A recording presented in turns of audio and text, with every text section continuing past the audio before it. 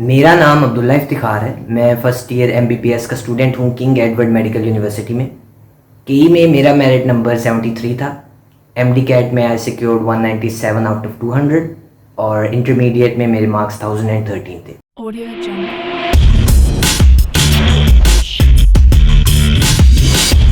Audio Jungle.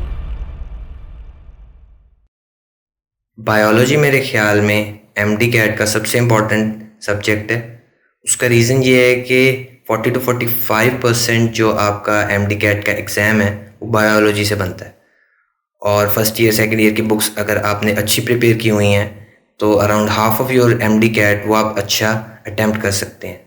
और ये आपके अंदर जो है कॉन्फिडेंस भी बिल्ड करता है कि अगर आपका बायोलॉजी का पोर्शन अच्छा प्रिपेयर हुआ है तो आप बाकी पोर्शन को भी अच्छा अटैम्प्ट कर सकते हैं।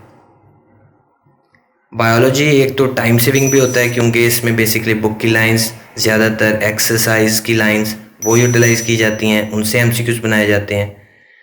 ग्लॉसरी की लाइन से एमसीक्यूज़ बना लिए जाते हैं। इसके अलावा डायग्राम्स की लेबलिंग से, डायग्राम्स के नीचे जो मटेरियल लिखा होता है उनसे एमसीक्यूज़ बना लिए जाते हैं। बेसिकली इम्पोर्टेंस इस बात की है कि बायोलॉजी जो है वो बुक की एक एक लाइन आपको याद होनी चाहिए, एक एक वर्ड आपको याद होना चाहिए। 80,000 students appearing in an exam, इतनी लिमिटेड सीट्स, बायोलॉजी जैसा सब्जेक्ट, बहुत से बच्चे उनको पूरी पेज नंबर्स तक याद होते हैं कि ये पॉइंट कहाँ पर, किस पेज पर, किस लाइन में लिखा हुआ है। मैं पर्सनली ये कोशिश करता था कि मैं ज़्यादा से ज़्यादा रिवाइज़ करूं और चीज़ों को याद करने की कोशिश करूं, लाइंस को याद करने की कोशिश करूं। बहुत बार ऐसा होता था कि आप कोई लाइन भूल जाते हैं तो आप उसको वापस, जब मैं घर आता था तो मैं उससे टॉपिक के शुरू में लिख लेता था। कोई एक्स्ट्रा मटेरियल अगर मुझे मिलता था तो मैं उसको बुक के ऊपर ही लिख लेता था और फॉर रिवीजन में I think that is very very helpful. ज़्यादातर बच्चे ये कहते हैं, ज़्यादातर टीचर्स भी यही कहते हैं कि biology is mostly book based. आप बुक की लाइंस याद करें, आप बुक की लाइंस को रट्टा लगाएं, क्रैम करें तो ही आप बायोलॉजी कर सकते हैं। आई पर्सनली फील कि it is somewhat true. Bio की लाइंस ही आती हैं ज़्यादातर। 90-95% of the MCQs are lines are either book based या वो इतने कॉन्सेप्ट बेस्ड नहीं होते। लेकिन जो 5% डिफ्रेंशिएटिंग एमसीक्यूज हैं those are concept based. Concepts के दो फ़ायदे हैं। एक तो अगर आपने चीज़ समझी होगी तो आपको वो याद करने में भी आसानी रहेगी, वो आपको ज़्यादा लंबे अरसे तक याद रहेगी और उसका रिकॉल करना भी आपके लिए इजी होगा। जो चीज़ आपने रट्टा मारा होगा वो लाइन बाय लाइन आपको रिकॉल करनी पड़ेगी। जो चीज़ आपकी समझ में होगी, अगर उसके बीच में से कोई एमसीक्यूज बन जाता है, अगर कोई क्रिटिकल एमसीक्यू बन जाता है, अगर कोई कॉन्सेप्चुअल एमसीक्यू बन जाता है तो आपके लिए वो अटैम्प्ट करने आसान हो जाएंगे। जब मैं बायोलॉजी के एमसीक्यूज अटैम्प्ट करता था तो मेरी ये कोशिश होती थी कि मैं जब क्वेश्चन पढूं तो मुझे उसका आंसर आता हो, मुझे नीचे दिए गए ऑप्शंस को ना पढ़ना पड़े। अगर मुझे उसका आंसर नहीं आता फिर मैं कोशिश करता था कि मैं ऑप्शंस को पढूं। अदरवाइज़ पहले मेरी ये कोशिश होती थी कि मैं खुद से एक आंसर सोचूं कि मैं क्या इसका आंसर दे सकता हूं, क्या इसका आंसर होना चाहिए, और फिर मैं ऑप्शंस की तरफ जाता था। उससे ये होता था कि एक तो आपका टाइम भी बचता था और अगर आपको वो लाइन याद है तो आप जल्दी से वो ऑप्शन ढूंढते हैं और उसको एनसर्कल करते हैं, then you move to the next one. Biology में बहुत सारा टाइम बच सकता है अगर आपने लाइंस अच्छी याद की हुई हैं, अगर आपको जो आपकी मेमोरी है वो फ्रेश है तो आपका बहुत सारा टाइम बच सकता है। लेकिन memory and concept they go side by side. आपको चीज़ का कॉन्सेप्ट भी होना चाहिए, उसकी समझ भी होनी चाहिए। सिर्फ चीज़ याद कर लेने से मेरा नहीं ख्याल कि जो है आप 80 आउट ऑफ 80 एमसीक्यूज बायोलॉजी के अटैम्प्ट कर सकते हैं। उसके दो रीजंस हैं।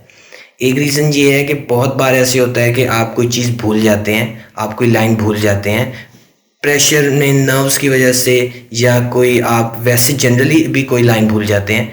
तो इसका रीज़न ये होता है कि बहुत ज़्यादा आप पर लोड होता है। Physics, chemistry, English, biology, 3 books आप इकट्ठी पढ़कर एमडी कैट के लिए जाते हैं तो ऐसा हो सकता है कि आप कोई लाइन भूल जाएं। लेकिन अगर आपको उसका कॉन्सेप्ट है, अगर आपको वो चीज़ समझ में आई हुई है तो आप जो है कॉन्सेप्ट से भी उसका आंसर मार्क कर सकते हैं, which is most of the times right. कभी कभी ऐसा होता है कि कॉन्सेप्ट से आप उसका आंसर नहीं मार्क कर सकते, ज़्यादातर बुक की लाइंस होती हैं तो there it gets a little bit tricky. लेकिन मोस्ट ऑफ द टाइम्स जो है आप कॉन्सेप्ट के ज़रिए भी उसका आंसर मार्क कर सकते हैं। ये ज़्यादातर ए लेवल्स के बच्चों के लिए वो ज़्यादातर कॉन्सेप्ट लेकर पढ़ते हैं और वो इसी तरह से जो है क्वेश्चन अटेम्प्ट करते हैं। I belong to an O level background basically, तो मेरा शुरू से मेरी यही आदत थी कि मैं जो है वो कॉन्सेप्ट लूँ, कॉन्सेप्ट लेकर पढूं और ज़्यादा से ज़्यादा जो है चीज़ को समझ कर पढूं। दूसरा इसमें ये हो सकता है कि जब आप कॉन्सेप्ट लेकर एमसीक्यूज सॉल्व करते हैं तो आपकी उस चीज़ की लर्निंग भी बेहतर होती जाती है। जैसे जैसे आपकी लर्निंग बेहतर होती जाती है, जैसे जैसे आपकी अंडरस्टैंडिंग बेहतर होती जाती है, वैसे वैसे आपका जो कॉन्फिडेंस है वो भी इम्प्रूव करता जाता है। बायोलॉजी के हवाले से एक और इम्पॉर्टेंट चीज़ ये है कि इसकी डायग्राम्स बहुत इंपॉर्टेंट हैं। डायग्राम्स कॉन्सेप्ट बिल्डिंग में भी इंपॉर्टेंट है, एमसीक्यूज़ के हवाले से भी इंपॉर्टेंट है, और डायग्राम्स से एमसीक्यूज़ बनाए भी जा सकते हैं, उनकी लेबलिंग से भी एमसीक्यूज़ बनाए जा सकते हैं। तो डायग्राम्स को अच्छी तरह पढ़ना चाहिए।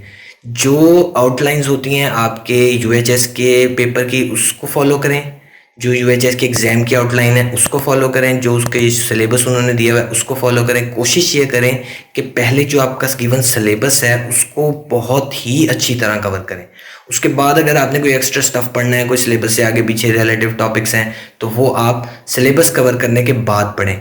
ज़्यादा कोशिश ये करें कि सिलेबस जितना जल्दी, जितना ज़्यादा अच्छी तरह आप कवर कर सकें बायो का, वो कवर करें। इससे आपका फिज़िक्स और इंग्लिश और केमिस्ट्री के लिए टाइम भी बचेगा। और दूसरा रीज़न ये है कि biology is basically a high scoring subject. अगर आप बायो में 80 आउट ऑफ 80 स्कोर कर सकते हैं, बहुत ज़्यादा चांसेस हैं कि आप फिज़िक्स में या केमिस्ट्री में मिस्टेक कर जाएं।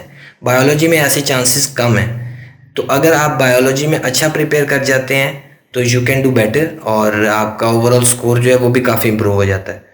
बहुत से इंस्टीट्यूट्स, बहुत से स्कूल्स, बहुत से यूनिवर्सिटीज़, बहुत से एकेडमीज़ जो हैं उन्होंने अपनी अपनी मुख्तलिफ टॉपिक्स के हवाले से बुक्स निकाली हुई हैं, अपने अपने मुख्तलिफ टॉपिक के हवाले से लीफलेट्स निकाले हुए हैं, अपने अपने मुख्तलिफ टॉपिक के हवाले से बुकलेट्स निकाली हुई हैं।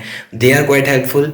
लेकिन अगर वो पीटीबी की बुक से रिलेट करती हैं तो बहुत से बच्चे मैंने ऐसे भी देखे हैं जो कि मैट्रिक की बुक्स भी रिवाइज़ करते हैं। मेरा नहीं ख्याल कि उसकी ज़रूरत है। मैट्रिक की बुक्स का कॉन्सेप्ट जनरली बच्चों को होता है, तो सिर्फ एफएससी की books they are more than enough.